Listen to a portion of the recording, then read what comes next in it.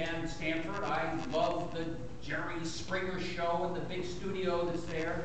But you sometimes wonder whether we're really hiring people or renting jobs. And they're going to be there as long as the tax incentive is there, and then it goes away. I think you all heard about the Pfizer incident just a month or so ago, where he gave them 10 years of tax abatement, property tax abatement.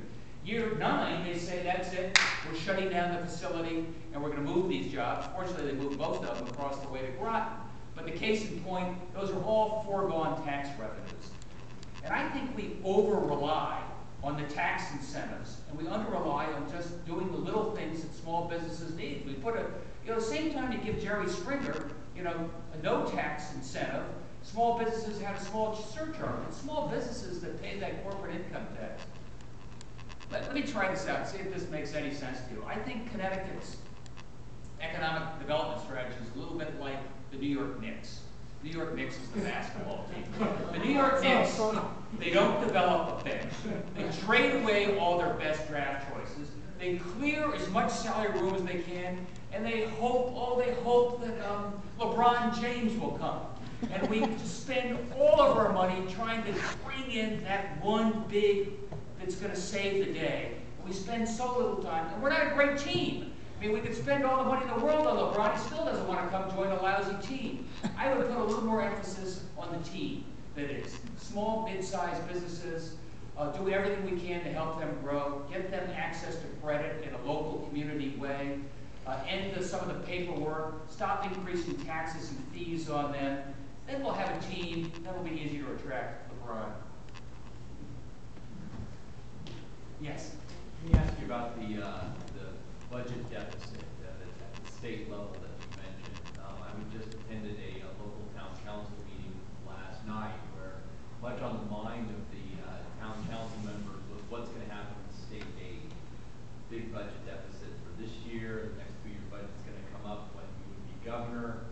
The concern is that despite understanding that cuts in state aid towns, basically a tax increase or cut service at the local level, that's going to be cut. But of course, you got to find the money at the state level somewhere. How would you go about squaring, closing the circle and balancing the budget without sort of doing really drastic things to the local communities who rely on the state aid? So what the governor has done with her last 2 budget bills is done 2 things: borrowed and cost shifted to the towns. And to her credit, she's held education, almost harmless. But it is at risk. It's at risk when you got a $3.2 billion deficit. It's out of an $18 billion budget. You say, oh, that's 16%. But a lot of that budget you can't touch. It's payment on the debt, pensions, things that are sort of fixed costs. So it is that serious. I think you heard me say, I got to be very clear. Before you talk about taxes, you got to earn the right to raise anybody's taxes. I don't think we've earned that right yet. So that's why I'm talking about real reforms in healthcare, real reforms in incarceration. People say, hey, Connecticut, our population's been like this, virtually flat for 30 years, and we got 4 times more people in prison. 4 times more people in prison as we had 30 years ago. With $50,000 or $60,000, an inmate. And then they come out of that prison even more addicted, and they're right back, within a matter of months. So I've got to convince people, I've got to convince taxpayers, we are doing everything we can to reform the way we deliver services in this state, to bring down that cost of government. From that gentleman's point of view, I've looked really hard at those tax expenditures. It is about $6 billion. Some of them, they're all related to business incentives, but there's no cost-benefit analysis. We just attracted Starwood into Stanford. We paid $140,000 per job.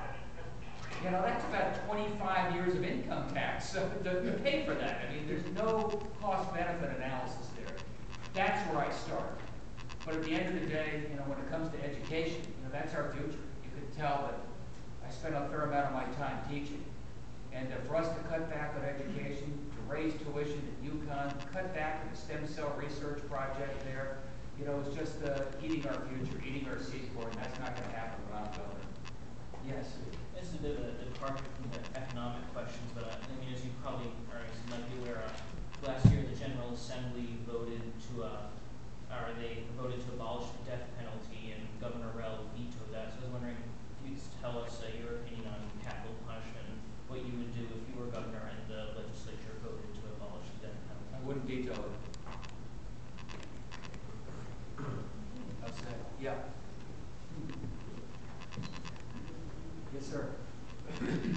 I read recently that in a poll for state small businesses, their main problem is they don't have enough customers. The second problem is taxes. I presume that means local property taxes and local personal property taxes. And it's painfully obvious to anyone who wants to study it that our overall state and local tax system is way out of whack. Less than 5% of a wealthy family's income goes to state and local taxes. Well over 10% of poor families' income goes to state and local taxes. So we need to take a good look at basically getting more state income tax and less local property tax. What's your take on that? I think you're probably right. I mean, you said a couple things. One, the biggest problem confronting small businesses is no demand. And I think that's fundamentally true. I'm a big believer in infrastructure, those long-term investments that create long-term demand. And I know President Obama is now joining up with the Republicans. I'll give you a $2,000 tax credit if you hire somebody. Small businesses don't hire people we don't need. We hire people based upon long-term need and we can train and equip. So that would be focus number one. Two, you said the biggest other thing we don't like in businesses, small businesses, is tax. And you're right. I'd say it's healthcare costs. That's a killer for business in general and small business in particular. You know, my company, it's about $16,000, per employee. Makes you think long and hard before you hire that next person to make sure that there really is, demand there. And I wish President Obama well. I hope I didn't see his health care form today. Maybe we can get some progress. But Connecticut's not going to wait. I believe in sustenance. I believe in the pooling bill that allowed small business to buy into a larger pool, get some economies of scale, some purchasing power, bring down that cost, make it more affordable. I mean, that's the biggest tax, to be frank, that business pays. And in my little business, I compete by fly-by-night operations that don't even offer health insurance. So it puts you at a real competitive disadvantage. That'd be my point number two. Three, people underestimate the property tax. It's the biggest tax that, again, small business pays. You buy a piece of equipment, you're located here in Glastonbury, all of a sudden you're paying property tax on that, unless we get some exemptions there. That is an exemption I would support, by the way. So you have incentives to grow, be productive, and put in equipment and get an exemption for that. It's a long-term strategic investment. So basically when it comes to the property tax, full funding of pilot, do everything you can to grow the grand list, get more businesses and jobs in there, and look for other ways that we can bring down the property tax in terms of the mix of overall taxes we got in the state. I think you're right. Yes? You were talking about expanding the economic pie. Yeah. And it's very likely that that would mean some international business. I apologize for my voice. Back about 25 years ago, I guess, was the peak of the investment on the part of the state of Connecticut in its international division. Since then, I think there is one person left doing that job. We talk about expanding the economic pie, and yet, I bet 90% of our businesses or more are focused in Connecticut or perhaps, New Jersey or Massachusetts. So my question to you is, how do we go from here to the next stage, which is getting more of our companies involved in global business and looking at India, looking at China, looking at those emerging markets like Brazil and other places? To bring their facilities here. Look, we used to have overseas trade operations. Connecticut had operations in Western Europe and some other places.